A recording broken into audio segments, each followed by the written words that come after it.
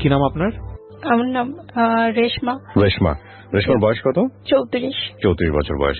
জি রেশমা, শুরু করেন এখন, একেবারে যেখান থেকে বলার আছে যেভাবে বলতে চান আপনি। শুরুটা করি হচ্ছে আমরা 5 বোন, আমার কোনো ভাই নাই, আর আমি হচ্ছি 3 নাম্বার। আচ্ছা। আর আমার বড় 2জন আর আমার ছোট 2জন। আমার আব্বু ছোটবেলা থেকে দেখতাম যে কখনো বাড়িতে আমি তাকে পাই নাই, আমি তাকে দেখি নাই, কিন্তু বাসায় থাকতো না। পরবর্তীতে আমি জানতাম যে আমার আব্বু মানে মুদি দোকান, মানে মুদির ব্যবসা আছে আমাদের। আচ্ছা। কিন্তু আসলে সেটা না। পরে এটা আমি জানতে পারছি আরো অনেক বড় যখন হয়ে গেছে, তখন জানতে পারছি যে আসলে আমার আব্বুর মানে কোথায় দোকান ছিল বা কি মানে কি করতো, ব্যবসা কি করতো সেটা। তো যাই হোক, তখন আমি এতটুকু বুঝি যে ওইটা বন্ধ হয়ে গেছে, ওই ব্যবসা যখন বন্ধ হয়ে গেছে তখন আমাদের অবস্থা খুবই খারাপ হয়ে গেছে। আচ্ছা। আর তার আগে ছোটবেলা থেকে একটু দোষী ছিলাম আমি, মানুষের সাথে ঝগড়াঝাটি এগুলা খুব বেশি করতাম, এগুলোর প্রতি ইন্টারেস্ট খুব বেশি ছিল আমার। তো কেউ কিছু বললে তো তাকে তখন রাস্তার মধ্যে মাইর দিতাম, দিয়ে চলে আসতাম। আচ্ছা। মারধর করে চলে আসতাম। পরে বলতো যে তোর আব্বুর কাছে বিচার দেবো। পরে বলতাম যে আমার আব্বুকে তো আমি নিজেই দেখি না সকালে ঘুম থেকে উঠে, তো তোরা কিভাবে দেখবি আর তোরা কিভাবে বিচার দিবি। আর আমার আব্বু যদি আমার কোনো কিছু বলে তাহলে এরপরে আরো মাইর খাবে, এই কথা বলে টলে চলে আসতাম। তো এভাবে লাইফটা কাটে। তো ছোটবেলা থেকে আমার ফ্যামিলির মানুষ, আমি যে একটু দোষী, একটু রাস্তার মধ্যে খেলাধুলা করতাম বিধায় হয়তো বা জানি না কি কারণে আমার প্রতি মানে বিশ্বাস আস্থাটা হয়তো ওরকম ছিল না। মানে কার? ফ্যামিলি মেম্বারদের বলতে কি আমার মার বিশেষ করে ওরকম এটা ছিল না। তো ছোটবেলা আমাদের সম্পর্কে মানে আমার ফুফাতো বোনের আপনার ননাসের ছেলে, তো সম্পর্কে আমার মামা হয়। তো উনাকে নিয়ে উনি আমাদের সাথে খেলতো ওই সময়টাতে, যে ছোট ছোট পোলাপান আছে না 7-8 বছরের, আমার থেকে বয়সে যারা বড়, তো ওরা হচ্ছে তাকে নিয়ে আমাকে অনেক কিছু বলতো, আর দেয়ালের মধ্যেও লিখে দিছিল যে তার নামের সাথে আমার নাম অ্যাড করা বা অনেক কিছু। বয়স কত? আমার বয়স তখন কত হবে, 5-6। আপনাকে নিয়ে ওনার নাম জড়িয়ে দিয়ে প্লাস দিয়ে লিখতো দেয়ালের মধ্যে। লিখতো। তো আমার মা কোনো কিছু চিন্তা ভাবনা না করে না আমাকে অনেক মারছিল। এই জিনিসগুলি আমার খুব মনে আছে যে আমাকে অনেক মারছিল, আমার হাতের মধ্যে অনেক মারছিল। পরে আমি বলছি যে আমি তো জানি না এগুলি কি লিখছে বা এগুলি কিভাবে কে লিখছে সেটা তো জানি না। পরে যখন জানতে পারছে তখন কে লিখছে বা কি আসে বিষয়, আগে আমাকে মারছে, তারপরে এটা যাচাই করতে গেছে যে আসলে কে বলছে বা কে লিখছে। পরে যখন যাচাই করতে গেছে, তো যাচাই করার পরে ওদের ফ্যামিলি থেকে বিচার দিছে, বিচার করছে। পরে ওই ভাড়াটিয়া ওইখান থেকে চলে গেছে। তো এরপর থেকে তার সাথে আমি আর যখন আস্তে আস্তে বড় হতে থাকি, তো আমার ওই মামার সাথে আমার কোনো রকমের কোনো কথাবার্তা বা কোনো কিছু হয় না। সে আসলে আমি শরমাইতাম বা আমার কথা বলতে ভালো লাগতো না। আর ছেলেদের সাথে এমনিতেও পরে কথা বলো, যে মাইর খাওয়ার পরে কথা বলা বন্ধ করে দিছিলাম, যে বলবো না, কারণ ওদের জন্য মাইর খাইতে হয় এই কারণে। তো এগুলা বন্ধ করে দেওয়ার পরে আস্তে আস্তে যখন বড় হই, তখন মনে হয় যে আপনার ক্লাস 6-এ পড়ি, এইরকম একটা সময়ে তো আমারও উঠতি বয়স, আর হচ্ছে সেও মোটামুটি বড় হয়ে গেছে আমার ওই মামা। তো উনি আমাকে পছন্দ করতো। তো আমি ওই সময়ও আমি জানি না যে আসলে পছন্দটা কি জিনিস বা এগুলি সম্পর্কে আমার কোনো নলেজই ছিল না। পরে একদিন ওনাকে আবার আমার এলাকারই আমার আন্টি, তারপর হচ্ছে আমার যারা তো বোন ছোটটা আছে, ও আবার অনেক পছন্দ করতো। তো সম্পর্কে মামা হইতো কিন্তু তারপরও পছন্দ করতো। পরে একদিন উনি আমাকে একটা ফুল দিছে। তো আমাকে ফুলটা দেওয়ার আগে উনি বলছিল যে আমার বোন বা আমার আন্টি বলছিল যে মামা এই ফুলটা কার জন্য আনছেন। বলছে আমি যাকে ভালোবাসি এই ফুলটা যার হাতে দেখবা মনে করবা যে আমি তাকেই ভালোবাসি, তার জন্যই আনছি। তো এগুলা বলার পরে ওরা মানে দেখতেছে যে আসলে কাকে দিবে ফুলটা, কার জন্য আনছে। পরে ফুলটা আমার হাতে দেখছে, দেখার পর ওনারা বলছে যে আল্লাহ, এত ছোট মেয়ের লাস্টে দিয়া মানে পছন্দ করার মতো আর কাউকে পাইলো না, এত ছোট একটা মেয়েকে। পরে আমার মেজো আপু পরে আমাকে বলতেছে ফুলটা কার কাছ থেকে নিয়েছে, আমি বলছি যে মামা দিছে। পরে বলতেছে ওর ফুলটা ওকে ফেরত দিয়ে দাও, কারণ যেহেতু আমার বোনের বান্ধবী ওরা ছিল তো ওরা তো সবই জানে। বলছে যে ফুলটা ফেরত দিয়ে দাও। আমি বলছি আচ্ছা ঠিক আছে। পরে আমি গোলাপটা ফেরত দিয়ে দিছি। পরে আমি বলছি যে নেন আপনার গোলাপ, আপনার কাছে দিয়ে দিলাম, আমার এই ফুলের দরকার নেই। আমার আপু বলছে এটা ফেরত দিয়ে দিতে, ফেরত দিয়ে দিয়েছে। তো তারপরে উনি অনেক কষ্ট পাইছে। তখন আমি জানি না যে আসলে ভালোবাসা কি। পরে বলতেছে যে তুমি ফুলটা ফেরত দিয়ে দিলা। আমি বলছি যে হ্যাঁ, এটা রাইখে আমি কি করবো, এটারই তো আপনি যার জন্য আনছেন তাকে দেন। পরে যাক এগুলি সব চলে গেছে। তো এইভাবেই আর কি আমার সময়গুলি কাটছে।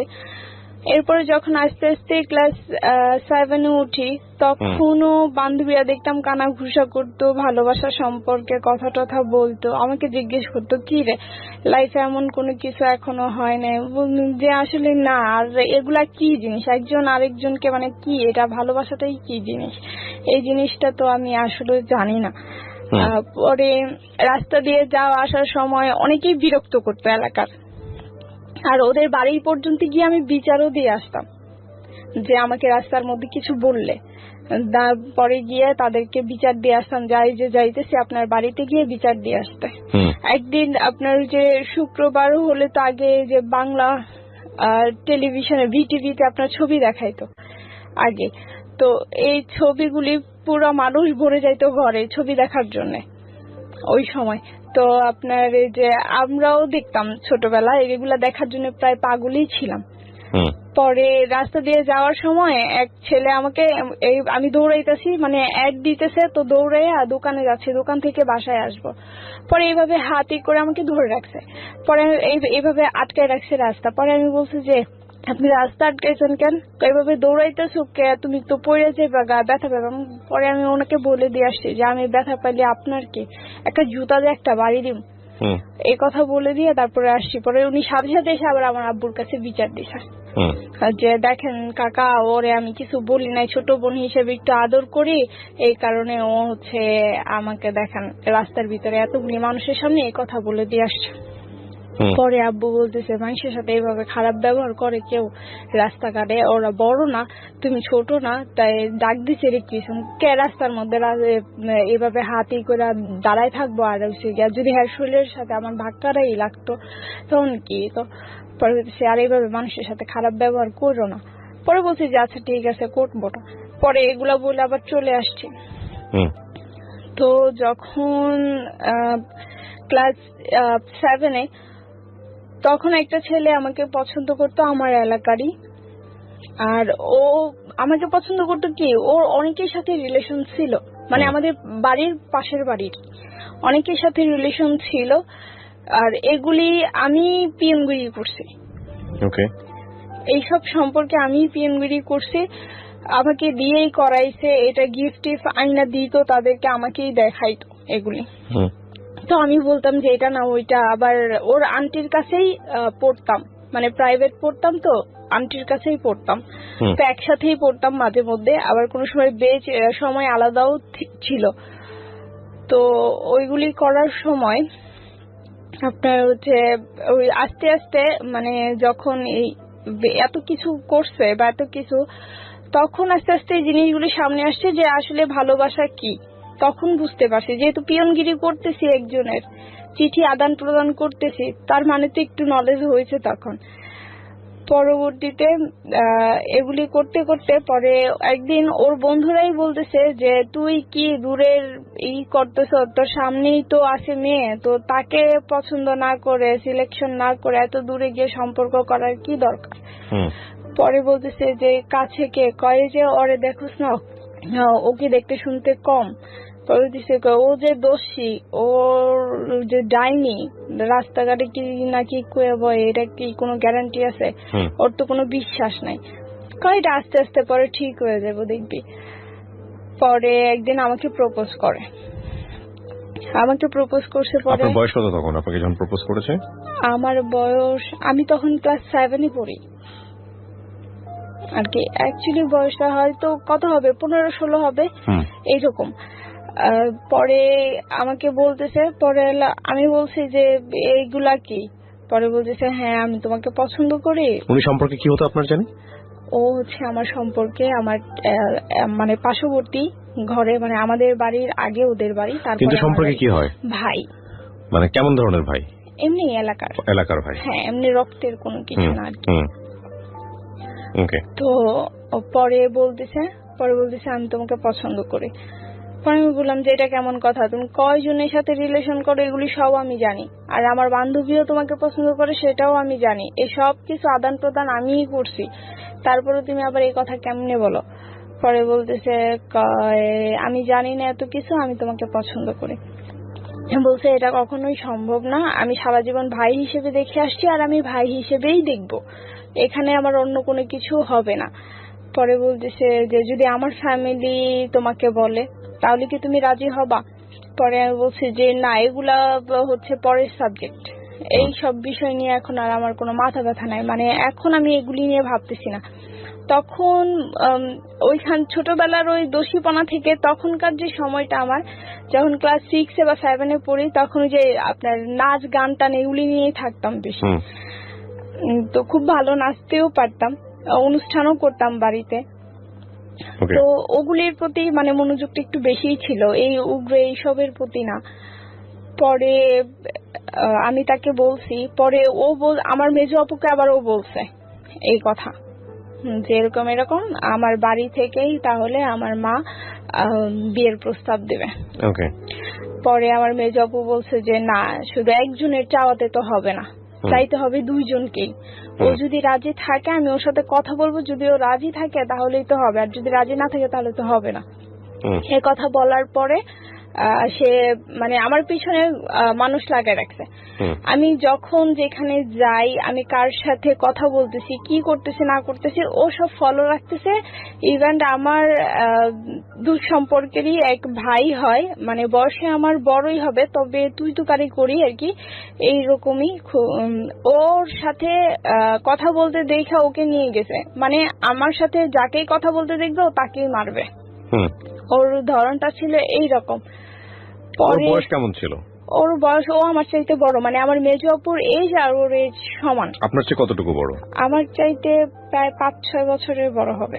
প্রিয় শ্রোতা, আমরা এই জায়গাটায় ছোট্ট একটা বিরতি নেব এবং বিরতির পর আবারও ফিরে আসবো জীবন গল্পে। যাওয়ার আগে আপনাদেরকে বলতে চাই, ঢাকা এফএম এর আরো একটি ইউটিউব চ্যানেল যেখানে আপনারা জীবন গল্প এবং সিক্রেটস অনুষ্ঠানের ভিডিওগুলো দেখতে পারবেন। আমাদের এই চ্যানেলটি আপনারা সাবস্ক্রাইব করুন। আমাদের চ্যানেলটির ঠিকানা হচ্ছে www.youtube.com/ilovethakafm ILOVE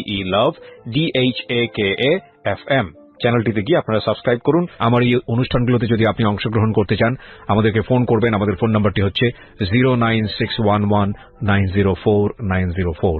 আমি আবারও বলছি 09611904904। ওকে, ছোট্ট একটা বিরতি। জীবন গল্প, জীবন গল্প, জীবন নাটকের চেয়েও নাটকীয়। Welcome back once again. প্রিয় শ্রোতা, আপনারা শুনছেন জীবন গল্প। আমি আরজি কিবরিয়া আপনার সঙ্গে রয়েছি। আমার এই অনুষ্ঠানগুলোতে যদি আপনি অংশগ্রহণ করতে চান, আমাদেরকে ফোন করবেন। আমাদের ফোন নাম্বারটি হচ্ছে 09611904904। আমি আবারও বলছি 09611904904। ওকে, আমরা যেখানটায় ছিলাম তারপর পরে এই কথা বলার পরে আমি পরে ভাবলাম যে না, ও তো যাকে না তাকেই ধরে মারবে, যদি আমার সাথে কথা বলে তাহলে তো এটা ওর ফ্যামিলিরে জানাইতে হয় বা বিচার দিতে হয়, কারণ জিনিসটা তো গাড়াই যেতেছে এভাবে লুকায় রাখতে রাখতে। পরে এই ব্যাপারে এর আগে কি করছে, আমার আম্মুকে ওই যে যখন চিঠি আদান প্রদান করে দিতাম, যখন পিয়নগিরি করতাম, তখন আমার আম্মুকে ওর আম্মু ডেকে বলছে, মানে ওই যে আমার ওই ভাই, ওর আম্মু ডেকে বলছে এরকম এরকম তোমার মেয়ে আমার ছেলের সাথে সম্পর্ক করে, এটা সেটা। ঢাকায় নিছে আমার মাকে আর আমার বড় বোনকে। ঢাকায় নেওয়ার পরে ওদেরকে অনেক কিছু বলছে। ওই মহিলা আবার অনেক পাজি, খারাপ। পরে অনেক কিছু বলছে। পরে আমার মা বলছে, আমার মা ওইখানে কিছু বলে নাই, শুধু এতটুকু বলে আসছে যে মেয়ে মানুষ, আমি জিজ্ঞেস করে নেই, করলে করতেও পারে, আমি এত গ্যারান্টি দেই না, কারণ মেয়ে তো, আর এখনকার বয়স হচ্ছে উঠতি বয়স, করলে করতেও পারে। তো এই কথা বললে আইসা আমাকে আর ভালো মন্দ কিছু জিজ্ঞেস করে নাই। জিজ্ঞেস না করে তখন বলতেছে আমার বড় আপু আর আমার মা এটা মানে নিজেরাই বলা বলি করতেছে, আর আমার বড় আপু বলতেছে দেখো তোমার মেয়ে জানে কোন সময় কোন আকাম করে বসে। মানে এই যে এই কথাটা শুনে, তো এই কথাটা আমি শুনছি, আমার খুব খারাপ লাগছে যে আদৌ আমাকে তো জিজ্ঞেস করতে পারতো। আর আমি তো মিথ্যা বলবো না যে ওর সাথে আমার কোনো সম্পর্ক আছে, এটা তো না। তো আমাকে কিছু জিজ্ঞেস না করেই আমার ওপরে এত বড় একটা কথা বলে দিছে। এই কথাটা আমার খুব খারাপ লাগছে, আমার অনেক কষ্ট লাগছে তখন, যে আমার ফ্যামিলির মানুষেরই আমার প্রতি বিশ্বাস নাই। পরে এটা করার পরে আমাকে আর তো কিছুই জিজ্ঞেস করে নাই। পরে ওর ফ্যামিলিকে আমি বিচার দিছি, আমার মা গেছে, আমার মেজো আপু গেছে, আমি গেছি, গিয়ে বিচার দিছি যে এরকম এরকম এই কারণে ও আমাকে পছন্দ করে বলছে, তো এই কারণে হচ্ছে গিয়ে ও আবার পুকুরে গোসল করতেছে তখন, যে হেডে মারবো হেডে ধরবো, মানে আমার সাথে কাউকে কথা বলতে দেখলেই ও তাকে মারধর করবে, এরকম একটা ওয়ার্নিং সে আমাকে দিয়ে দিছে অলরেডি। পরে বলতেছে পরে দিছে যে ও নাকি আমাকে পছন্দ করে এটার জন্য। পরে বলতেছে যদি আমার পোলায় পছন্দ করে থাকে তাইলে সমস্যা কি, আমি আনবো, এই মায়ের এই বউ করে আনবো, কারণ মাইয়া কানাও না, লুলাও না, ল্যাংরাও না। আমার পোলায় যদি পছন্দ করে থাকে তাহলে আলহামদুলিল্লাহ, আমি এই মেয়ের এই বউ করে আনবো। পরে আমার মেজো বাবার করেছে আম্মা এক হাতে তো আর তালি বাজে না, কারণ ও পছন্দ করে, এখন ও যদি পছন্দ না করে তাহলে তো আর এই জায়গা তৈতো না। এটাও কথা।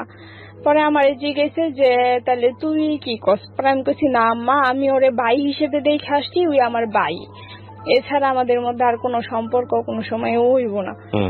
পরে এই কথা বলার পরে ওর মা ওরে রাইকা বলতেছে যে এরকম এরকম তোমার নামে বিচার আসছে, তুমি কি করছো, আর যেটা বলছো ওটা কি সত্যি নাকি, এখন ও তো চায় না, তো তোমার চাই এত কোনো লাভ নেই। পরে ছোট বোন, আমার ছোট 5 নম্বর বোন যেটা, ওইটাকে নিয়ে হচ্ছে আমি ইয়েতে গেছি, স্কুলে গেছি, তখন ওইখানে আমাকে আটকাইছে, প্রাইমারি স্কুলে পড়তে নিয়ে যাই, তো ওইখানে আমাকে আটকে দিয়ে বলতেছে যে তুমি, আমার মা তো বলছিল বিয়ের প্রস্তাব দিছিল, তুমি না করে দিছো কেন? আমি বলছি যে আমি না করবো না, আমি তো পছন্দ করি না। আপনি তখন প্রাইমারি স্কুলে? না, আমার ছোট বোন, আমি তো ক্লাস 7 এ পড়ি। তারপরে ও আমাকে আটকে সেখানে বলতেছে যে তোমারই তো আমার বাড়ি থেকে প্রস্তাব দিছেই, তুমি না করে দিছো কেন? পরে আমি বলছি যে আমি ভালোবাসি না, সেই কারণে আমি না করে দিছি, কারণ এই সমস্ত লাইনে আমি, আপনি বলছেন? হ্যাঁ, এই সমস্ত লাইনে আমি এখনো যাই নাই, আর কোনো না কোনো দিন তো কারোর সাথে সম্পর্ক করবাই। আমি বলছি যে যদি কখনো আমার মনের ভিতরে এই জিনিস আসে তাহলে হয়তো বা করবো না কেন, করতেও পারি, কিন্তু এখন তো নাই, এখন তো আর আমি এইসব কিছু নিয়ে ভাবতেছি না। পরে বলতেছে তুমি কাজটা ভালো করো নাই, তুমি না করে দিছো, আমার ফ্যামিলি গেছে। ও কিছু করতো, ছেলেটা কিছু করতো ওই সময়টাতে? না, ওই সময়ও কিছু করতো না, পেশায় কিছুই করতো না, শুধু ওই যে গিটার টিটার এগুলি নিয়ে পড়ে থাকতো আর কি, যখন যা মন চাইতো তখন তাই করতো। ঠিক আছে, এইরকম। তো পরে এই কথা বলার পরে ও বলতেছে আচ্ছা ঠিক আছে, এই কাজটা তুমি ভালো করো নাই। পরে এটা বইলা আমাকে এটা বলে দিল, পরে আমি বাসায় চলে আসছি। ওই দিন রাত্রেবেলা ওর মা ওকে শাসাইছে, এই না কি করছে জানি না, ও নাকি আপনার বিষ খাইছে। বিষ খাইছে, তো এগুলো আমি কিছুই জানি না। বিষ খাইছে, বিষ খাওয়ার পরে নাকি রাত্রে 2টা বাজে ওকে নিয়ে হসপিটালে গেছে, ও আশটাশ করায় নিয়ে আসছে। তো ওই যে না করে দিছি, তার ছেলে এই কাজ করছে, এটাই হচ্ছে তার মানে আমার দোষ। আর হচ্ছে এটা নিয়েই উনি অকথ্য ভাষায় মানে গালাগালি, মুখে যা আসছে তাই বলছে, ইভেন আমার বোনদেরকে, আমাদেরকে, মানে আমাকে, আমার ফ্যামিলিকে যা ইচ্ছা তাই বলছে। তো অনেক বছর এটা নিয়ে ওনাদের সাথে এমন কোনো কথা বলি নাই, কোনো কিছু বলি টলি নাই, কোনো সম্পর্ক ওরকম আর ছিল না। পরে এটা চলে আসছি। তো আপনার হচ্ছে যখন আমি ক্লাস 8 উঠি, তখন যে আন্টির কাছে আমি পড়তাম, ওই আন্টিরই আপনার বিয়াই হয় আর কি।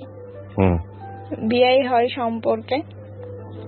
তো সে হচ্ছে আপনার পেশায় হচ্ছে একজন গিটারিস্ট। ওকে।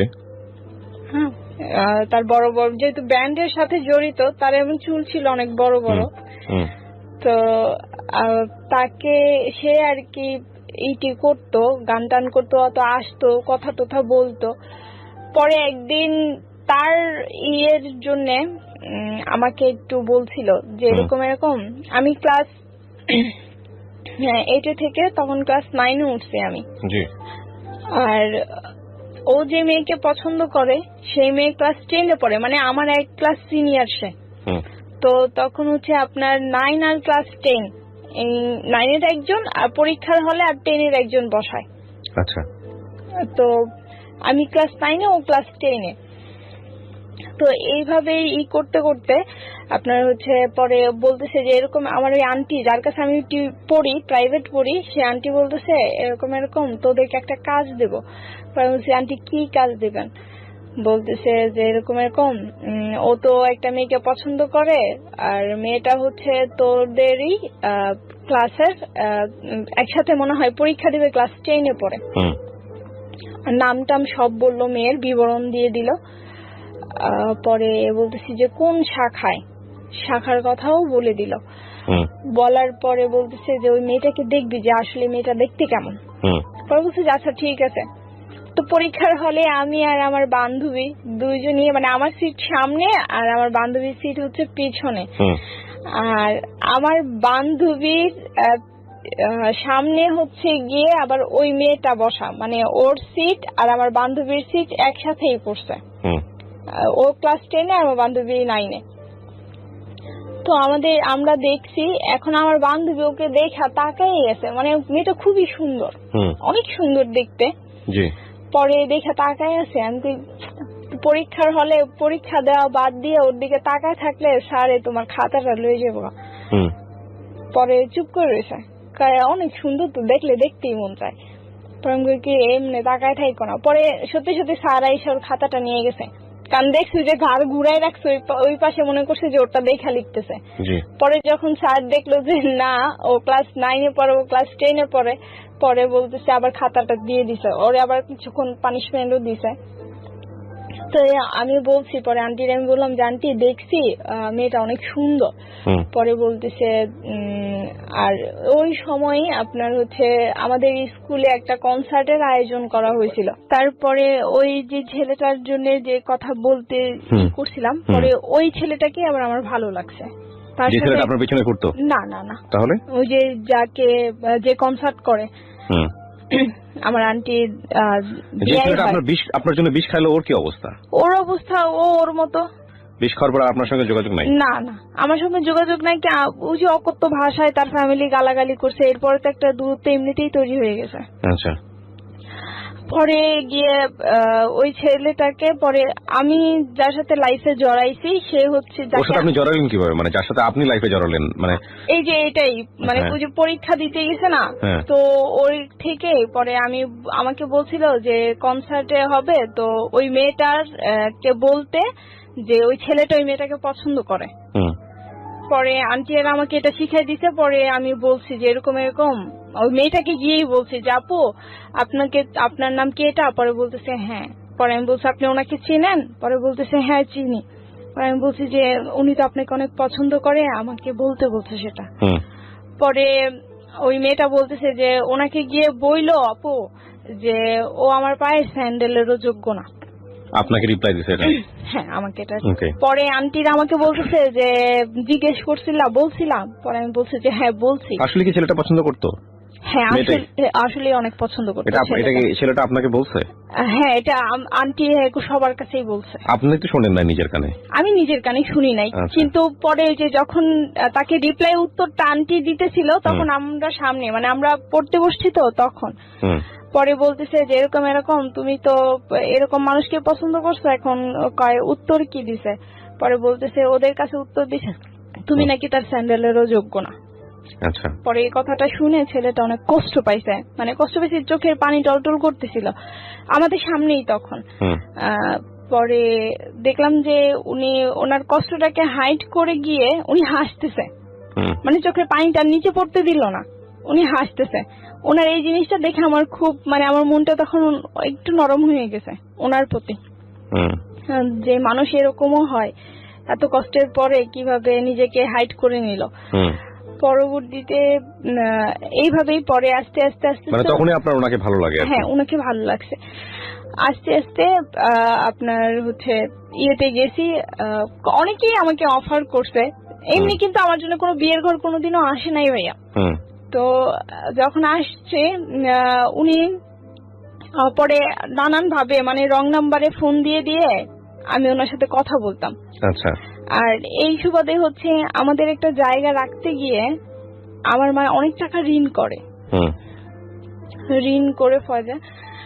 তো এত টাকা ঋণ করে, ঋণের বোঝা এত যে 2006 সালে আমি 2007 সালের এসএসসি পরীক্ষার্থী ছিলাম। আমি 2006 সালেই আমার লেখাপড়াটা বন্ধ করে দিতে হয়। আমার লেখাপড়াটা বন্ধ করে দেয়। আমার আব্বুর অনেক ইচ্ছে ছিল আমাকে একজন লয়ার বানানোর, আর ওনার কথাতেই আমি তখন আর্টস নিয়ে লেখাপড়া শুরু করি। যখন ক্লাস 9 এ উঠি তখন তো সাবজেক্ট আপনার ভাগ করে দেয়া হয়, আর্টস, কমার্স, সায়েন্স। তো আর্টস নিয়ে লেখাপড়া করি, যেহেতু বাবার ইচ্ছে একজন লয়ার বানাবে সেই ক্ষেত্রে। তো ক্লাস 9 থেকে যখন ক্লাস 10 এ উঠবো তখন আমার লেখাপড়াটা বন্ধ করে দেয় আমার ফ্যামিলি। বলতেছে যে তখন ওই যে জায়গা কিনছে অনেক টাকা ঋণ করছে এই কারণে। পরে বলতেছে যে এইভাবে তুই করতে পারতেছি না, তো একজনকে ভর্তি করলে আবার আরেকজনকে ভর্তি করতে পারতেছি না। পরে বলতেছে তোমার ছোট বোনকে ভর্তি করি, সামনের বছর তোমাকে ভর্তি করাই দিব। শুধুমাত্র 800 টাকার জন্য আমাকে তখন ভর্তি না করে আমার ছোট বোনকে ক্লাস 7 থেকে 8 এ ভর্তি করে, আর আমাকে হচ্ছে ক্লাস 9 এ আমার পড়ালেখাটা ওইখানে বন্ধ করে দেয়। তখন আমি সবেমাত্র ক্লাস 10 এ উঠছি, ভর্তিটা তখনই হবে। পরে বন্ধ করে দেয়। তো এরপরে আমাকে যখন বন্ধ করে দেয় আমার পড়ালেখা, তো এরপর আমার আব্বু বলে যে আমার মেয়ের পড়ালেখাটা তো বন্ধ করে দিল না, আমার মেয়ের ভবিষ্যৎটা নষ্ট করে দিলা, আমার মেয়ের জীবনটাই শেষ করে দিলা, এই কথাটা আমার আব্বু বলছে। পরবর্তীতে অনেক কষ্ট, এই জায়গা কেনার পরে এমন সময় গেছে ভাইয়া যে আমরা 7টা মানুষ ফ্যামিলিতে, 7 জন মেম্বার, 15 দিন একটানা আপনার শুধু রাত্রেবেলা খাইছি আর দুপুরবেলা না খাওয়া। অথচ আমার ফ্যামিলিতে কোনো দিনও আমার আব্বু কষ্ট কি জিনিস আমাদেরকে বুঝতে দেয়নি ছোটবেলা থেকে, কিন্তু এই জায়গা কেনার পর থেকেই এইরকম। পরে আমার ফ্যামিলিতে আমার আত্মীয় স্বজনরা পাশাপাশি বাড়ি ঘর, তো সবাই আমাদের চুলাতেই রান্না করতো, আমাদের গ্যাসের চুলাতেই সবাই রান্না করতো। কিন্তু কেউ, আমার ফুপু, আমার যেটা বলেন যেটি বলেন, কেউ আমাদেরকে এক থাল ভাত দিয়ে জিজ্ঞেস করে নাই। আমার ছোট বোনটা তখন মনে হয় 7 বছরের, ও না খেয়ে থাকতো সারাদিন, শুধু রাত্রে খাইতো। তা আমাদের পাশের এক চাচি আছে, উনি আবার জিজ্ঞেস করতো যে আরে মা কিছু খাইছো? পরে বলতো হ্যাঁ খাইছি আন্টি, আলুর ভর্তা আর ডাইল রান ছিল মায়ে, ওগুলা দেয়া ভাত খাইছি। আসলে কিন্তু কিছু নাই ঘরে খাওয়ার মতো। তো এইরকম পরিস্থিতিও কাটাইছি। প্রিয় শ্রোতা, আমরা এই জায়গাটায় ছোট্ট একটা বিরতি নেব এবং বিরতির পর আবারও ফিরে আসবো জীবন গল্পে। যাওয়ার আগে আপনাদেরকে বলতে চাই, ঢাকা এফএম এর আরো একটি ইউটিউব চ্যানেল যেখানে আপনারা জীবন গল্প এবং সিক্রেটস অনুষ্ঠানের ভিডিওগুলো দেখতে পারবেন। আমাদের এই চ্যানেলটি আপনারা সাবস্ক্রাইব করুন। আমাদের চ্যানেলটির ঠিকানা হচ্ছে www.youtube.com/ilovedhakafm, ILOVE love DHAKAFM। চ্যানেলটিতে গিয়ে আপনারা সাবস্ক্রাইব করুন। আমার এই অনুষ্ঠানগুলোতে যদি আপনি অংশগ্রহণ করতে চান আমাদেরকে ফোন করবেন। আমাদের ফোন নাম্বারটি হচ্ছে 09611904904। আমি আবারও বলছি 09611904904। ওকে, ছোট্ট একটা বিরতি। জীবন গল্প, জীবন গল্প, জীবন নাটকের চেয়েও নাটকীয়। Welcome back once again. প্রিয় শ্রোতা, আপনারা শুনছেন জীবন গল্প। আমি আরজি কিবরিয়া আপনার সঙ্গে রয়েছি। আমার এই অনুষ্ঠানগুলোতে যদি আপনি অংশগ্রহণ করতে চান আমাদেরকে ফোন করবেন। আমাদের ফোন নাম্বারটি হচ্ছে 09611904904। আমি আবারও বলছি 09611904904। ওকে, আমরা যেখানটায় ছিলাম তারপর তখন খুবই খারাপ অবস্থা। তারপরে গিয়ে ওকে যখন ওর সাথে আমার রং নাম্বারে কথা হইতে হইতে তখন ও এক সময় জানতে পারে যে আমি ওই মানুষ যে ওর সাথে রং নাম্বারে কথা বলতেছি। পরবর্তীতে আমাদের মধ্যে 6 সালে একটা রিলেশন তৈরি হয়। আচ্ছা। আর রিলেশন বলতে তখন আমি তাকে বলছিলাম যে হ্যাঁ আমি তো কাকে ভালোবাসি সেটা আপনি জানেন। পরে বলতেছে কাকে ভালোবাসো বলো। আপনি জানেন সেটা, আমার আর নতুন করে বলার কোনো দরকার নেই। পরে বলতেছে যে হ্যাঁ আমি জানি সেটা আমি বলছি তো জানেনি, তাইলে তো আর আমাকে এটা জিজ্ঞেস করার কোনো দরকারই নাই আপনার। আর এর ভিতরে তো আমার লেখাপড়াটাও অফ। আচ্ছা। পরে তার সাথে অভাবের কারণে তো আমি তার সাথে যোগাযোগ করব কিভাবে, যেহেতু লেখাপড়া করি না, তো তার সাথে তো আমি বাইরে কোথাও গিয়ে যোগাযোগ করতে পারবো না, দেখা সাক্ষাৎও করতে পারবো না। পরে আমি একটা গানের ক্লাসে ভর্তি হই ওনার সাথে দেখা করার জন্য গানের ক্লাসে ভর্তি হই। তারপর নিজেরও ইচ্ছে ছিল একটা গান শিখবো এই কারণে, কিন্তু ম্যাক্সিমাম সময়টাই মনে করেন যে ওনার সাথে দেখা করেই পার করে দিতে, গানের ক্লাসে ওরকম ভাবে যাওয়া হয় নাই। কিন্তু বাড়ি থেকে তো জানতাম আমি গানের ক্লাসেই গেছি।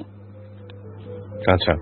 পরে যখন গানের ক্লাসের নাম করে করে যায় দেখা করতাম, এর ভিতরে একদিন ওই যে ছেলেটা আমার জন্য বিষ খাইছে ও জেনে গেছে যে আমি ওকে পছন্দ করি। গিয়ে দেখে ফেলছিল আমাদেরকে ওর দোকানের মধ্যে, দেখা ফেলা। তারপরে এই জিনিসটা ওর মাথার ভিতরে ঢুকছে তখন যে ও এখানে কি করে, তার মানে এখানে কোনো কেমিস্ট্রি অবশ্যই আছে। পরবর্তীতে এই কথা বলে ও যখন জানতে পারে যে সিরিয়াসলি আমরা দুজনের প্রতি একটু সিরিয়াস হব, ও জানতে পেরে ও বলছিল এটা যে মামা আমি যাকে পছন্দ করি আপনি তাকে, যার জন্য আমি বিষ খাইছি, আপনি ওই মেয়েকে কিভাবে অ্যাকসেপ্ট করলেন, আর আপনি তাকে বিয়ে করলে আমি তাকে মামি কিভাবে বলবো। এই কথা বলার পরে ও আমার সাথে আর কোনো যোগাযোগ করে নাই। ওকে আপন ভাগিনা ছিল না? আচ্ছা। ও আমার মানে আপন না, কিন্তু আবার আপনের চাইতে আবার কমও না। ও আর আমার সাথে কোনো যোগাযোগ করে নাই। আপনার বয়ফ্রেন্ড যোগাযোগ বন্ধ করে দিয়েছে? হ্যাঁ, যোগাযোগ সে বন্ধ করে দিয়েছে। এরপরে 2008 সালে সে আমাকে ফোন দিয়ে একদিন বলতেছে যে এরকম আমার তো বিয়ে ঠিক হয়ে গেছে, ফ্যামিলি থেকে আমার বিয়ে। 6 সালে আমাদের সম্পর্ক, 8 সালে সে বিয়ে করে ফেলে। তো সে বিয়ে করার পরে আমি একেবারেই অন্যমনস্ক হয়ে যাই। আমার নিজের মধ্যে কোনো কিছু কাজই করতেছিল না, যেহেতু আমার লেখাপড়াও বন্ধ, সেহেতু ও বিয়ে করে ফেলছে। তো আমার মানে অন্যরকম একটা পরিস্থিতি হয়ে গেছিল, মনের মধ্যে কাজ করতো যে আমি একটা কিছু করে ফেলবো। তখনও সুসাইড করার চিন্তা ভাবনায় ছিলাম যে করতেও গেছি কয়েকবার, কিন্তু আমি তো জানি যে আমার এই সম্পর্কের কথা অলরেডি সবাই জানে, পুরো এলাকার বেশিরভাগ মানুষই জানে। তো তখন যদি আমি কিছু করি তো সবার আগেও যে ওই ছেলেই বলবে, ওই ছেলের ফ্যামিলি বলবে যে ওর মেয়ে বিষ খেয়ে মরছে, ওই ছেলে বিয়ে করে ফেলছে এই কারণে। তো আমি তো মরে যাব, এটা শেষ, রফা দফা হয়ে যাবে। কিন্তু আমার আব্বু যে বেঁচে থেকেও মরে যাবে, এই কথাগুলি কিভাবে সে মেনে নেবে, সে তো এটি সহ্য করতে পারবে না। এগুলির কারণে আমি আর কিছু করি না। আমি যতবারই কিছু করতে চাইছি আমার আব্বুর জন্য আর করতে পারি নাই, কারণ আমি আমার আব্বুকে অনেক বেশি ভালোবাসি। পরে ওইখান থেকে আমি আর কিছু করলাম না আমার লাইফে। আমি একেবারেই চুপচাপ, একেবারেই স্তব্ধ হয়ে যাই। আমি অনেক কান্নাকাটি করছি, আর আমাকে সবাই বুঝেছে যে তুমি ওকে জিজ্ঞেস করলা না কেন যে ও তোমার সাথে এরকম কেন করলো। আমি বলছি যদি আমি সত্যি ভালোবেসে থাকি বা আমার ভালোবাসা যদি সত্যি হয়ে থাকে, ও কোনো না কোনো একদিন আমাকে অবশ্যই বলবে, আর আমার কাছে মাফও চাইবে। পরে বলতেছে ওর পরে জানতে পারি যে ওর একটা মেয়ে হয়েছে, প্রথম আপনার মেয়ে হয়ে মেয়ের হার্টে ব্লক হয়েছে। ব্লক হওয়ার কারণে সে ওই মেয়েটা মারা গেছে।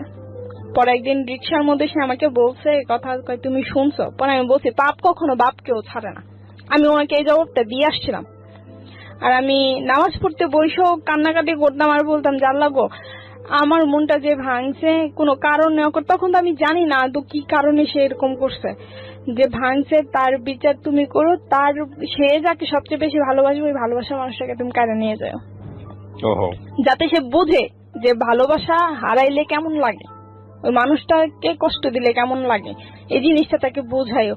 তো আমি জানি না আদৌ এই ডাক কবুল হয়েছে কিনা, কিন্তু তার আমার মনে হয় যে হয়ে গেছে কবুল। পরবর্তীতে যখন একাকিত্ব সময় থাকি, এর ভিতরে আমার জ্যাঠাতো বোন মানে মেজু, ওর হাজবেন্ড, তারপর হচ্ছে ও, মানে রাস্তার ভিতরে আমার ওই জ্যাঠাতো বোনের হাজবেন্ডের সাথে ওই আকাশ আমাকে দেখছে। আচ্ছা, আকাশ নামের একটা ছেলে। হ্যাঁ, সে আমাকে দেখছে। দেখার পরে সে জিজ্ঞেস করছে এই মেয়েটা কে। সে বলছে যে ও তো হচ্ছে আমার শালিকা হয়। এটাই কিন্তু তখন আমি জানি না, আমি তাকে চিনিও না। তো পরবর্তীতে বলছে ওকে আমার ভালো লাগছে। এইটাই হচ্ছে মানে সূত্র। এই সূত্র ধরেই আমার জ্যাঠাতো বোন, তারপর হচ্ছে তার হাজবেন্ড, ওই আকাশের কাছ থেকে আমাদের ফ্যামিলিতে অভাব অনটন, খাবার নাই, এটা নাই সেটা নাই, এগুলো বলে বলে অনেক টাকা পয়সা খাইছে। ওকে, মানে ও কাছ থেকে নিয়ে আসতো? হ্যাঁ, নিত আমাদের কথা বলে, আর ও দিত। ঠিক আছে, ও দিত, কিন্তু এগুলি কিছুই আমি জানি না। ওকে, আমি এই সম্পর্কে কিছুই জানি না। আর ওই আকাশকে হচ্ছে গিয়ে আবার একজন এলাকারই একজন প্রতাপশালী লোক, সে হচ্ছে ছোটবেলা থেকে পালছে, নিজস্ব কোনো বাড়ি ঘর এখানে কিন্তু নাই, কিন্তু ওই লোকের দাপটে সে আমার সাথে যা করার করছে। অনেক টাকা পয়সা ছিল আর অনেক আদর করতো, তো এই কারণে আরো বেশি করতে পারছে। ওকে, পরে এই কথা বলার পরে ওনারা টাকা পয়সা খাইছে, এটি করছে। একদিন আমাকে নিয়ে গেছে আমার জ্যাঠাতো বোন বড়টার বাড়িতে ঢাকাতে, ও তো ওর বাড়িতে আমরা সবাই বেড়াতে যাই। সেই সুবাদে হচ্ছে আস্তে আস্তে একটু দেরি হয়ে গেছিল।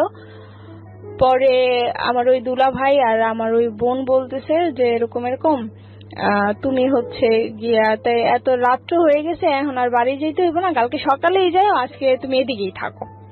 পরে আমি বললাম যে না, আমি তো কোনোদিনও মানে বাইরে কোথাও গিয়া ঘুমাই নাই, আমার অন্য কোথাও ঘুমানোর অভ্যাস নাই, আমার ঘর ছাড়া আমার ভাল লাগে না, আমি থাকতে পারবো না। পরে বলতেছে যে সমস্যা নেই। আমি কই না, আব্বু রাগারাগি করবো, আব্বু অনেক টেনশন করবো। পরে বলতেছে টেনশন করবে না, আমি কাকারে ফোন দিয়ে বলে দিতেছি। তো আমার আব্বুরে ফোন দিছে, ফোন দিয়ে বলতেছে কাকা এরকম এরকম, তো অনেক রাত্র হয়ে গেছে, এই কারণে আর নিয়ে আসলাম না, তো আজকে রাত্রে থাকুক, সকালবেলা আমি আবার বাড়িতে দিয়ে যাবো না। পরে আব্বু বলছে ইয়ে থাকবো, পরে কইতেছে থাকবো, কারণ আমার আব্বু আমার সম্পর্কে জানে যে আসলে আমি থাকুই না মানুষ না ওইখানে। পরে বলতেছে রাখতে পারবা ওরে, জোরাজুরি যদি থাকতে না চাই তাহলে লয়ে পড়ো। কয় না না থাকবো, সমস্যা নেই। পরে কেছে তাই আচ্ছা ঠিক আছে, তাহলে সকালবেলা আইনা দিয়ে যাও। আচ্ছা, পরেও যে ওইখানে ওই রাতটা আমি থাকছি। ও হচ্ছে পরের দিন সকালবেলা মানে সারা রাত্র ওই বাড়িতেই ছিলাম।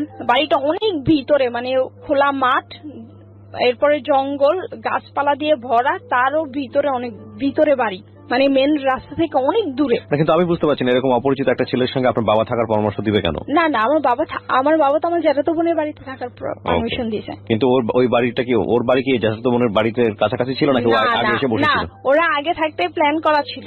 আপনি তো জানতেন যে আপনি এই ছেলেটার সঙ্গে? না, আপনিও জানতেন না? ওকে, তাহলে ছেলেটা আসলো কিভাবে? এই ছেলেটা আসছে হচ্ছে গিয়ে যে আমার জ্যাঠাতো বোনরাও যে আমার নাম করে করে ওর কাছ থেকে টাকা খাইছে। ওকে, সো ওই ছেলেটা ওইভাবে আসছে? হ্যাঁ, তারপর ওইভাবেই আসছে। তো এরা তো প্ল্যান করেই রাখছে। ততদিনে তো আপনি ওই ছেলের সঙ্গে বোধহয় সম্পর্কে জড়াই গেছেন?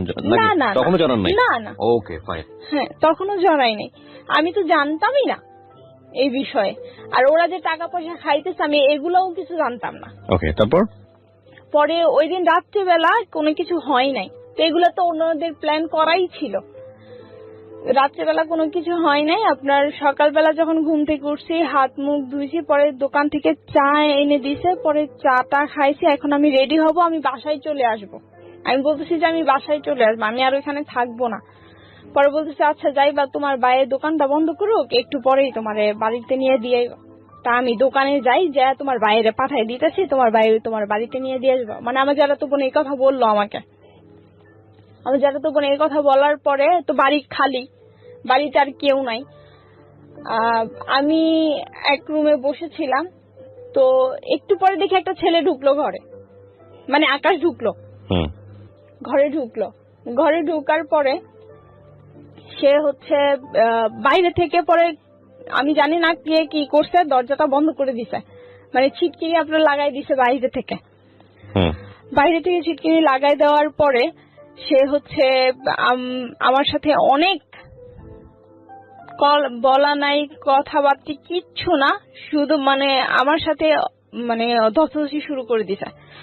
তার বলতেছে আপনি কে, মানে আমি যে ওইখান থেকে চিল্লাম দেব, চিল্লাইলেও কেউ শুনবে না, কারণ ওইখানে বাড়িঘর নাই সামনে। পরে আমার সাথে এরকম করতেছে, আমি তো আপনাকে চিনি না, আপনি কে, আর আমার সাথে এরকম করতেছেন কেন, আমার বোন কই, আমার দুলাভাই কই। পরে বলতেছে যে সমস্যা নাই, তুমি আমার চিনো না, আমি তো তোমার চিনি, তুমি তো আমার কাছ থেকে টাকা পয়সা নিছো। আচ্ছা। পরে আমি বলছি আমি টাকা পয়সা নিচ্ছি, মানে কয় হ্যাঁ তোমার ফ্যামিলিতে এই সমস্যা প্রবলেম, কিস্তি দিতে পারে না, তোমাদের ঘরে খাবার নাই, এগুলি বলে তো তুমি তোমার বোন রে দিয়া তো আমার কাছ থেকে টাকা পয়সা নিয়েছো। পরে আমি বলছি আমি তো আপনাকে চিনিই না, আপনি কে সেটা তো আমি জানিই না, আপনাকে তো আমি চিনিই না, তাহলে আমি কিভাবে নিলাম, আপনি কি কোনোদিন আমার নিজের হাতে দিছেন, আমাকে দিছেন? কয় না, তোমার বোনের হাতে দিছি। আমাকে তো তাহলে তাকে গিয়ে ধরেন, আপনি এই সমস্ত ব্যাপারে তারা আপনি আমাকে কিছু বলতে পারেন না, যেটা আপনি আমাকে সরাসরি দেন নাই। পরে এই কথা বলার পরে সে হচ্ছে আমার সাথে অনেক জোরাজুরি করে, ইভেন সে আমাকে একটা সময় গিয়ে সে আমাকে করে ওইখানে। এই প্রথম ভাইয়া কেউ আমার শরীর করে। পরে হচ্ছে যে আমার তখন অবস্থা খুবই খারাপ হয়ে যায়। পরে আমি বলতেছি যে আমি চলে যাব এখান থেকে, আমি এখানে থাকবো না, আমি চলে যাব। পরে ও বের হয়ে গেছে, পরে দেখলাম কে মনে হয় দরজা খুলে দিছে, ও বের হয়ে গেছে। পরে আমার বোন এসে বলতেছে যে যা হয়েছেই, মানে এরকম বুঝালো যে তারা কিছু জানে না, এই ব্যাপারে। তো তাদের দরজা বন্ধ করলো কে আর খুললো কে, তারা কিছু নাই জানে। পরবর্তীতে কান্না করতেছে, বলতেছে বাড়িতে এই সমস্ত ব্যাপারে কিছু বললো না, যা হওয়ার হয়েছে, আমি দেখতেছি এই জিনিসটা। পরে আমি আর বাড়িতে কাকে কি বলবো, কারণ তখন যে আমি ওর বিরুদ্ধে কোনো অ্যাকশন নেবো, আমার ফ্যামিলি ভাত খাইতে ভাত পায় না, আমি কিভাবে নেব, কারণ আমার ফ্যামিলির তো ওরকম টাকা পয়সা কিছু নাই। পরে আমি কোনো অ্যাকশন বা কোনো কিছু নেই নাই। এরপর থেকে ও সব সময় আমাকে ব্ল্যাকমেল করে যাচ্ছে যে এরকম হয়েছেই তো, তাইলে আমাকে কেন বিয়ে করবে না। ছেলেটা বিয়ে করতে যাচ্ছে আপনাকে, আকাশ? হ্যাঁ, আমাকে কেন বিয়ে করবে না। বলছি যে না, আমি বিয়ে করব না, যা হয়েছে তো আমার লাইফে হয়েছেই, কিন্তু তারপর আমি বিয়ে করব না। তো আমি আর আমার বান্ধবী মিলে কোথাও ঘুরতে যাচ্ছিলাম, ওই সময় রাস্তার ভিতরেও আমাকে আটকাই দিছে। পরে বলতেছে রিক্সা থেকে নামো, রিক্সা থেকে আমাকে নামাই দিছে। বলছি যে রিক্সা থেকে কেন নামবো, বলতেছে নামো, রিক্সা থেকে নামো, নেমে আসো। পরে পরে বলতেছে রাস্তাঘাটে মানুষ দেখতেছে, ভালোই নেমে আসো। পরে নামছি রিক্সা থেকে, নেমে আমি আর আমার বান্ধবীকে একটা ঘরে নিয়ে গেল। সেখানে গিয়ে দেখি যে আপনার হুজুর বসা, তারপরে হচ্ছে আপনার অনেক লোকজন বসা, মানে সে বিয়ের প্ল্যান করে ফেলছে, এইখানেই বিয়ে দেবে। আর সে এগুলি সব ব্যবস্থা করে দিছে ওই যে তার ভাই, বলা যে ভাই, সে টাকা পয়সা দিয়ে। পরে হুজুরকে দিয়ে হচ্ছে সে বিয়ে পড়ায়। এখন আমি বলতেছি যে আমি তো ওইখান থেকে চলে যাব, এখন আমি আমার বান্ধবীকে বলতেছি যে আমার অজু টজু করাইতে নিয়ে গেছে, আমি তো এখান থেকে চলে যাব। ও আমাকে বলতেছে তুই গেলে তো আমি আটকা পড়ে যাব। তখন আমার কি হইব, মানে আপনাদেরকে কিডন্যাপ করায় করতে?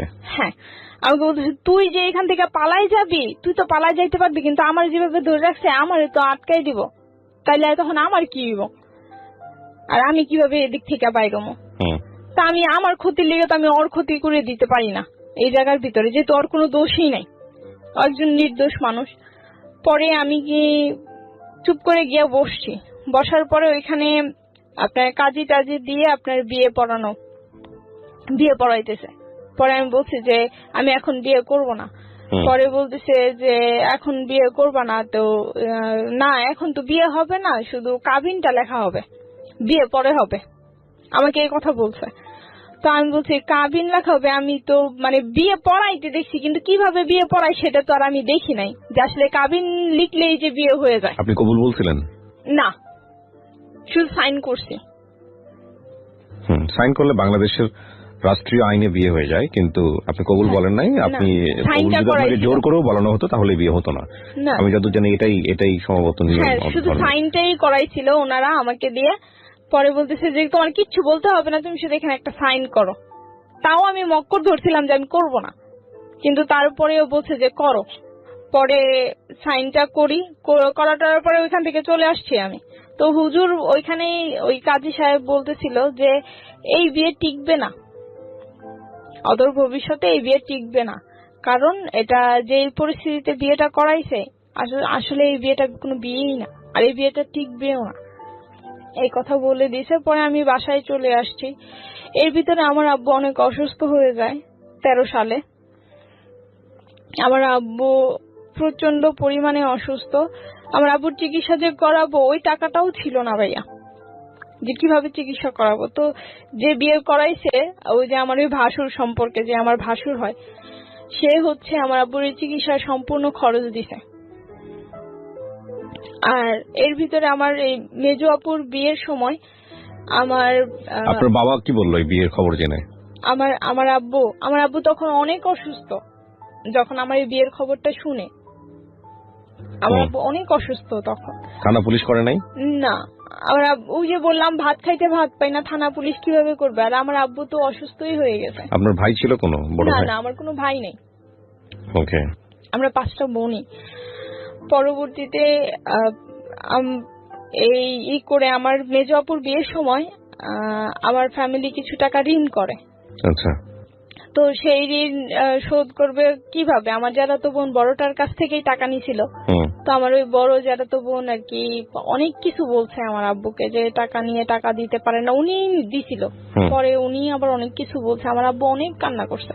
তো আমার আব্বু বলছিল যে জায়গাটা বিক্রি করে দেই, যে এই জায়গা কিনে এত কষ্ট এত সমস্যা, এই জায়গাটা বিক্রি করে দেই। তো আমার মা বলছে যে না, এই জায়গা বিক্রি করবো না, জায়গার ভিতরে কি আছে আমি দেখা ছাড়বো।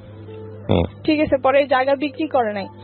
আর আমার আব্বুর এমন অবস্থা, তাও আমার মা জায়গা বিক্রি করবে না, যে আমার আব্বুর চিকিৎসা করাইতে পারতেছি না, তাও আমার আম্মু জায়গা বিক্রি করবে না। প্রিয় শ্রোতা, আমরা এই জায়গাটায় ছোট্ট একটা বিরতি নেব এবং বিরতির পর আবারও ফিরে আসবো জীবন গল্পে। যাওয়ার আগে আপনাদেরকে বলতে চাই, ঢাকা এফএম এর আরো একটি ইউটিউব চ্যানেল, যেখানে আপনারা জীবন গল্প এবং সিক্রেটস অনুষ্ঠানের ভিডিওগুলো দেখতে পারবেন। আমাদের এই চ্যানেলটি আপনারা সাবস্ক্রাইব করুন। আমাদের চ্যানেলটির ঠিকানা হচ্ছে www.youtube.com/ilovedhakafm ILOVE love DHAKAFM। চ্যানেলটিতে গিয়ে আপনারা সাবস্ক্রাইব করুন। আমার এই অনুষ্ঠানগুলোতে যদি আপনি অংশগ্রহণ করতে চান, আমাদেরকে ফোন করবেন। আমাদের ফোন নাম্বারটি হচ্ছে 09611904904। আমি আবারও বলছি 09611904904। ওকে, ছোট্ট একটা বিরতি। জীবন গল্প, জীবন গল্প, জীবন নাটকের চেয়েও নাটকীয়। Welcome back once again. প্রিয় শ্রোতা, আপনারা শুনছেন জীবন গল্প। আমি আরজি কিবরিয়া আপনার সঙ্গে রয়েছি। আমার এই অনুষ্ঠানগুলোতে যদি আপনি অংশগ্রহণ করতে চান, আমাদেরকে ফোন করবেন। আমাদের ফোন নাম্বারটি হচ্ছে 09611904904। আমি আবারও বলছি 09611904904। ওকে, আমরা যেখানটায় ছিলাম তারপর পরে উনি আমার ওই ভাসুরি আমাকে টাকা পয়সা দিয়েছে। আমি 40 দিন পর্যন্ত আমার আব্বু জীবিত ছিল। ওকে। 40 অসুস্থ হওয়ার 40 দিন, একেবারে যেদিন পুরো 40 দিন ওই দিনই আমার আব্বু মারা গেছে 13 সালে। আচ্ছা। আমার আব্বু মারা গেছে। তো যেদিন আমার আব্বু মারা গেছে ওই দিন ওইটা আমার সাথে ফিজিক্যালি কিছু করছে। যেদিন আমার শোক, আমি আমার জীবনের সবচেয়ে প্রিয় মানুষটাকে হারাই ফেলছি ওই দিন। পরের দিনও আমি ওই দিন তো কিছুই বলি নাই, আমি শুধু বলছি যে আল্লাহ এমন একটা জামালের সাথে তাও মিলাই দিলা তো দিলা, এমন একটা জামালের সাথে যে আমার বাড়িতে আমার আব্বু মারা গেছে, তারপরও সে আমাকে ছাড়লো না। পরে আবার সে হচ্ছে গিয়ে পরের দিন আবার, মানে যেদিন দ্বিতীয় দিন, ওই দিন আবার চাইতেছে। আপনি তখন শ্বশুর বাড়িতে ওনার সঙ্গে সংসার করেন? না, ওনার সাথে সংসার তো আমার মনে করেন যে ঠিক মতো হইতোই না। ও কিন্তু আমার বাড়িতেই থাকতো। ওকে। আমার বাড়িতেই আমাকে রাখছে, আমার বাড়িতেই থাকতো। পরের দিন যখন হচ্ছে পরের দিন আবার যখন এরকম করতে চাইছে কিন্তু করতে পারে না, কারণ আমি আলাদা ছিলাম না, সবাই একসাথে খাটের মধ্যে ঘুমাইছিলাম। তখন করতে পারে নাই বিধে একসাথে ছিলাম, আলাদা রুম তাকে কেন দিলাম না, এই কারণে সে ওই দিন আমাকে মেরে গেছে। আর আমার সাথে আমার বড় আপু, আমার খালা, আমার আম্মু আর সবাই বসা, মানে সবাই শুয়ে রয়েছে একসাথে ঢালা বিছনা করে। তো হঠাৎ করে ঘুষির আওয়াজ পাইছে, আমার কপালের মধ্যে সে ঘুষাইতেছে, মারতেছে আমাকে, জানোয়ারের মতো অত্যাচার করতেছে। পরে শুধু এই কারণেই যে আলাদা রুম কেন হইলো না, সে কেন কিছু করতে পারলো না, এটার জন্য। পরবর্তীতে সে হচ্ছে আমাকে মারছে। পরে আমার আপু সজাগ হয়ে গেছে, পরে আমার আম্মুও সজাগ হয়ে গেছে। পরে আমাকে ওইখানে মাইরা টাইরা রাইখা তারপরে সে চলে গেছে। চলে যাওয়ার পরে সে হচ্ছে আপনার পরে যেদিন 4 দিনের খরচ করবো আমার আব্বুর, ও সেদিন আসছে। পরে আমার জ্যাঠাতো বোন বলতেছে যে কি জানি কয়, ও বাড়িতে গিয়ে বলছে তোমারে না কেমন ভাবে মাইরা গেছে। পরে আমি বলছি যে এই যে নাকের ফুল এই যে খুইলা ফালাই দিলাম, আমি মনে করবো যে আমার হাজবেন্ড নাই, মারা গেছে। আমি নাকের ফুল খুলে ফেলে দিলাম। পরে কইতেছে কয় না এই করো না, ও অনেক অনুতপ্ত যে এমন একটা সময় আমরাও গালাগালি করছি, এখন কি করবা তুই। পরে আমার ওই দুলাভাই কইতেছে তুই আমার অভিশাপ দিস না, তুই অভিশাপ দিলে আমার অভিশাপ লাগিয়ে যাবো, কারণ তোর জীবনটা নষ্ট হওয়ার পিছনে হাত আমারই। আমার ওই দুলাভাই আবার এই কথা বলছে আমারে। বলছি না আমি অভিশাপ দিব কি, আমি কি আর অভিশাপ দিতাম, এটা আমার ভাগ্য, আমার কপালে ছিল তাই হয়েছে, এটা বইরা কাটাই দিছি কথা। পরবর্তীতে হঠাৎ করে আমি 17 সালে আপনার স্ট্রোক করি। এর ভিতরে তো আমাকে শারীরিক মায়ের ধৈর্য এটা সেটা করতোই, ঠিক আছে। তো একসাথে অনেকই মানে থাকে নাই, 3 বছরের বিয়ে হইলেও কিন্তু একসাথে থাকা খুব কমই পড়ছে। আর যখনই করতো যে আমি মাথা ব্যথার যন্ত্রণায় যে টিপটিন ওষুধটা খাইতাম, তো এটা খাইলে শুধু ঘুমাইতাম, তখন আর আমার হুঁশ জ্ঞান থাকতো না, যা হওয়ার তখনই হইতো। এর ভিতরে আমি সজাগ থাকা অবস্থায় কোনো সময় কোনো কিছু হইতো না আমার সাথে। যাই হোক, পরে 17 সালে আমি হঠাৎ করে আমি অসুস্থ হয়ে যাই, আমি স্ট্রোক করি। আমি এত অল্প বয়সে আপনি স্ট্রোক করেন? হ্যাঁ, আমার হাতে পায়ে প্যারালাইসিস সমস্যা এখনো আছে, ঠিক হয় না এখন। তারপর 17 সালে আমি স্ট্রোক করি।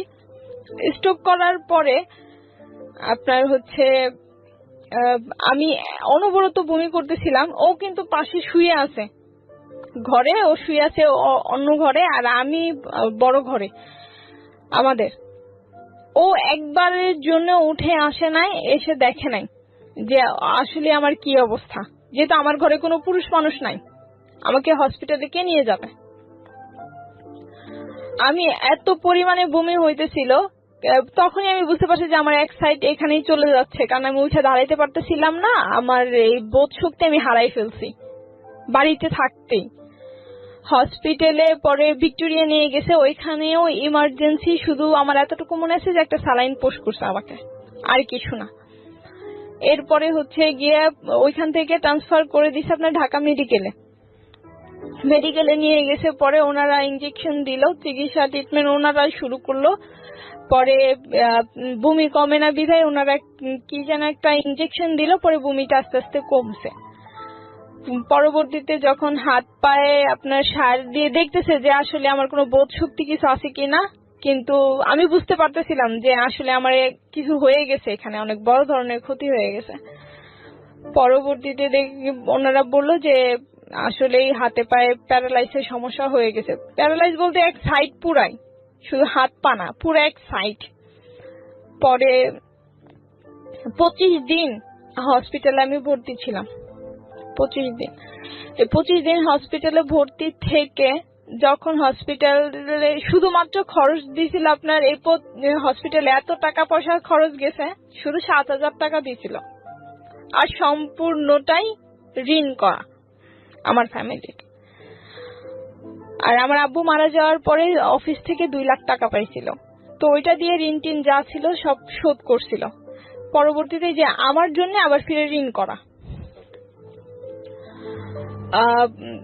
হসপিটালে 25 দিন থাকার পরে যখন আমাকে বাসায় নিয়ে আসা হয়, তখন যখন ডাক্তার রিলিজ করে দেয় যে আমার সমস্যা পাই যে আমার হার্টের বাল্বে প্রবলেম আছে, একটা ছোট হয়ে গেছে চিম্মা, যে কারণে ব্রেনে ওই রক্তটা আঘাত করছে, পরে আমার ব্রেন স্ট্রোক হয়েছে। পরবর্তীতে বলতেছে যে এখানে আর ওর কোনো চিকিৎসা নাই, ওকে হচ্ছে গিয়ে সোহরাওয়ার্দী আপনার হৃদরোগ ইনস্টিটিউটে দিয়ে দিতে হবে, ওইখানে ওর চিকিৎসা হবে যেহেতু হার্টের সমস্যা।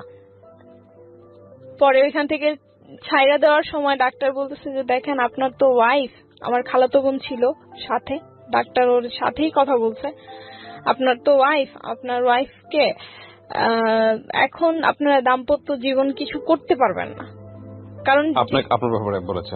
হ্যাঁ, আমার ব্যাপারে বলছে যে কিছু করতে পারবেন না, মানে আমার হাজবেন্ডকে, আকাশকে বলছে যে আপনি কিছু করতে পারবেন না, কারণ হচ্ছে ওর অবস্থা ওরকম না, এখন ওর অবস্থা খুবই খারাপ। আপনার তো ওয়াইফ, বিবাহিত ওয়াইফ, ও যদি বেঁচে থাকে তাহলে সুস্থ হইলে আপনি নর্মাল জীবনযাপন করতে পারবেন, এতে কোনো সমস্যা নাই, কিন্তু এখন তো অসুস্থ, এখন আপনাকে এটা বুঝে নিতে হবে, আপনাকে ধৈর্য ধরতে হবে। ওকে ডাক্তার বুঝাই দিল। হসপিটাল থেকে ভাইয়া যেদিন আমি বাসায় গেছি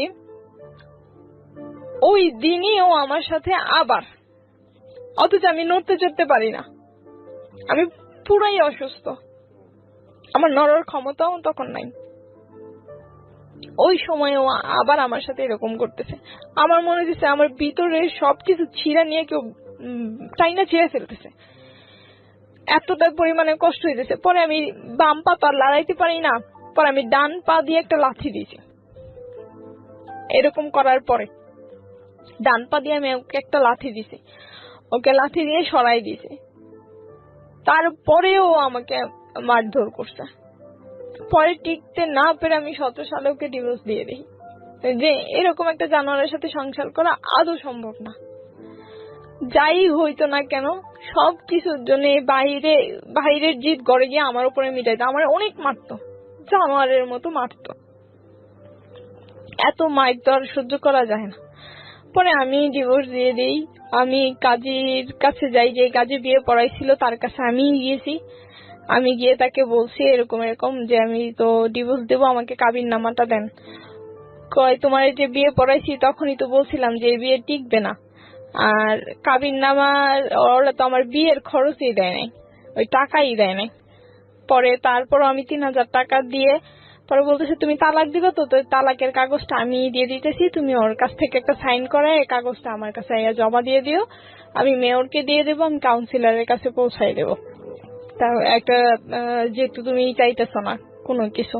আমি কই না, আমার কোনো কিছু, আমার টাকা পয়সার দরকার, আমার কোনো কিছু দরকার না, আমার শুধু ওর কাছ থেকে আমার জীবনটা ছুটানো দরকার, আমার আর কিছু দরকার নাই। পরে আমি নিজেই ওকে ডিভোর্স দেই। এর ভিতর তো কোনোদিন খোঁজ খবরও নেয় নাই। আবার থানায় গিয়ে আমি একটা জিডিও করে আসছিলাম, কারণ ও হচ্ছে আমাকে হুমকি দামকি দিত যে রাস্তায় বাইরে তোরা মায়েরাম, গালাগালি করতো ভাষায়। পরে আমি বলছি যে আমি থানায় গিয়ে একটা জিডি করে আসি, যেহেতু বলা তো যায় না কখন কি করে। পরে আমি জিডি করে আসছি। তো এখন বর্তমানে আমি অসুস্থ হয়েও আমার ফ্যামিলির কাছে আমি বোঝা, যেহেতু হ্যাঁ ডিভোর্স দেওয়ার পরে আমার ফ্যামিলির কাছে আমি বোঝা। আমি যদি কিছু নাও করি তাও আমার বোনেরা আমাকেই দোষে, আমার বোনদেরকে কোনো কিছু বললে বা জায়গা সম্পত্তির ব্যাপারে কোনো কিছু যদি হয়ও তো ওরা আমাকেই দোষে, আমাকেই গালাগালি করে। আমার এখন মনে হয় যে ওইখানে থাকাটাই আমার জন্য অনেক কষ্টের হয়ে গেছে, এইরকম একটা পরিস্থিতি। অথচ আমি যখন অসুস্থ হই তখন কেউ আমাকে কোনো টাকা পয়সা দিয়ে সাহায্য করে নাই। আমি একটা চাকরি করতাম ইন্স্যুরেন্স কোম্পানিতে, সেখানকার একজন স্যার ছিল, তো উনি আমার এই যে চিকিৎসার বেশিরভাগ দায়িত্ব উনিই বহন করছে। আমার ফ্যামিলি তো সেটা পারে নাই, কিন্তু উনিই বহন করছে।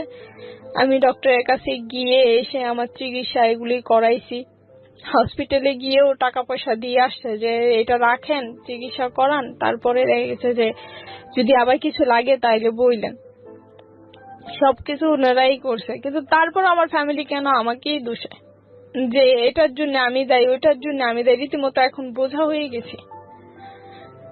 হাজবেন্ডকে ছেড়ে দিছি। এখন আপনি কি করেন? এখন আমি কিছুই করি না ভাই, কি করব, কারণ ওই যে হাতে পায়ে সমস্যা, আর চাকরিও করতে পারি না, কারণ আপনার তো বাচ্চা কাচ্চাও নাই। না না। আমি এই গল্পটাকে বলবো যে আপনি যা বললেন, আপনার বক্তব্য সমস্তটুকু যদি সত্যি হয়ে থাকে, আমি যেটা একপাক্ষিক বক্তব্য, তাহলে এটা আসলে নির্মম পরিণতি ছাড়া আসলে কিছুই বলার নাই। হ্যাঁ, আপনার এই গল্প থেকে আসলে কি বা শেখার আছে আমাদের? তবে এটা ঠিক, আমাদের সমাজে অনেক মেয়ে কিংবা অনেক ছেলেই বিভিন্নভাবে বিনা কারণে বিনা দোষে নির্যাতিত হয়। আমরা ধরে নিব আপনার ক্ষেত্রে সেটা হয়েছে। এখন এখানে বেশ কয়েকটা বক্তব্য আছে। প্রথম কথা হচ্ছে যে এই বিয়েটা ফ্যামিলি থেকে মেনে নেওয়াটা উচিত হয়নি, কিন্তু উচিত না হলেও কি বা করার ছিল, ওনার ফ্যামিলির যে সার্কামস্ট্যান্সেস সেটা জেনে ওনার আসলে কি করা উচিত ছিল। কারণ শিক্ষণীয় বিষয় আসলে একটাই, যে বিয়েটা প্রথম থেকেই ঠিক ছিল না সেটাকে সময় বাড়ানো কোনোভাবেই উচিত হয়নি। এটা যদি জোর করে সে করে থাকে তাহলে সে আইনগত ব্যবস্থা নেওয়া উচিত ছিল। কারণ দিন শেষে দুটো মানুষ একসঙ্গে একই ছাদের নিচে, একজন নির্যাতিত হয়ে একটা সার্টেন পিরিয়ড পর্যন্ত হয়তো বা টিকতে পারে, কিন্তু life long it is definitely impossible. এবং এই ইম্পসিবল ব্যাপারটাকে যত দ্রুত শেষ করা যায় ততই মঙ্গল। প্রিয় দর্শক এবং শ্রোতা, আমরা আজকের মতো এখানেই শেষ করছি। অনেক ভালো থাকুন, শুভরাত্রি। জীবন গল্প, জীবন গল্প, জীবন নাটকের চেয়েও নাটকীয়।